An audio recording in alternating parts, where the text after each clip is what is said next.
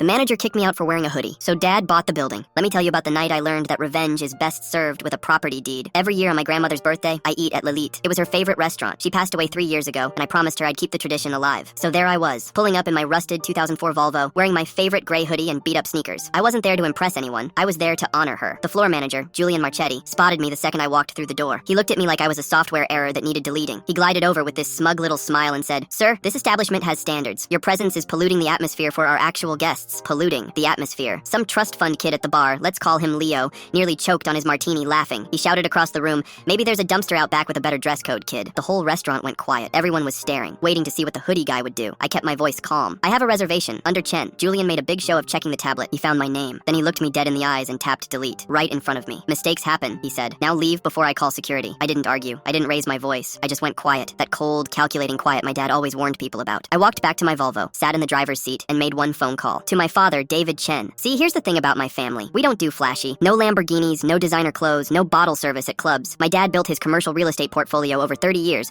while wearing the same 3 suits on rotation. Quiet wealth, the kind that doesn't announce itself until it needs to." 15 minutes later, I walked back into Lilith. Julian's face twisted with rage. He started charging toward me like I'd personally insulted his ancestors. "I told you to leave. Security is on their way." Then something beautiful happened. The restaurant's landline rang. Julian's personal cell buzzed at the exact same moment. He answered, and I watched his expression shift from anger to confusion to pure, unfiltered terror. The voice on the other end belonged to the owner of the restaurant group. He sounded like a man watching his career dissolve in real time. I put my phone on speaker. My dad's voice filled the room. "Julian, I heard you're concerned about the atmosphere of the building." Funny thing, I agreed. "So I just closed the deal to purchase the entire block. That includes the lease to your restaurant, every clause, every renewal option, everything." Julian turned a color I can only describe as unemployment pale. His mouth opened and closed like a fish that just realized it was in a frying pan. He started stammering apologies. "Sir, I didn't know. Please, I was just following protocol. The dress code policy clearly states—" I held up my hand. My grandmother loved this place, but she hated arrogance more than anything. "So here's how this works, Julian. Since you love dress codes so much, I have a new one for you. A dishwasher's apron. You're not fired. You're demoted. Or you can walk out that door and never come back." He chose the apron. I sat down at the best table in the house. The one by the window with the city view. Still in my hoodie. Still driving the Volvo. Leo, the trust fund kid, tried to slip out the back. I made sure the new policy banned him for life. Because here's the lesson. Loud money needs everyone to know it exists. Quiet wealth just waits for the right moment. And when that moment comes, it doesn't yell. It just signs the paperwork.